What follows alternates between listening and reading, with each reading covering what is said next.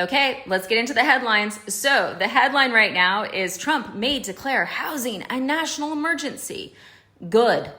Here's why. So once the president declares housing a national emergency, it opens up two doors to lower rates.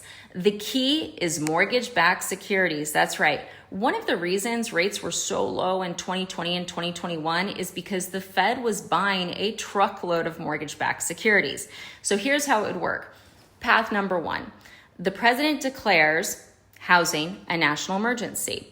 The Treasury Secretary, Scott Bessent, he's the one that was talking about all of this, which is why it's a headline. He then, under Section 13.3, reaches out to the Fed Reserve to negotiate how to fix this problem.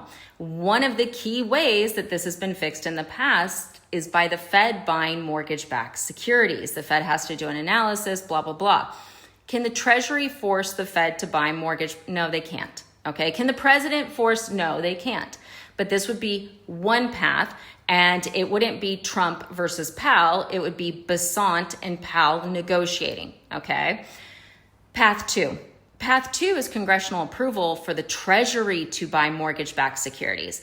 That's what a lot of people don't realize. They think just the Fed can, but the Treasury can with congressional approval. The Republicans have a majority right now. So my guess would be that if the Fed, they strike out with the Fed, then I think that we would see a bill going to Congress, and I think there would be other stuff in the bill. I think there could be something with capital gain tax.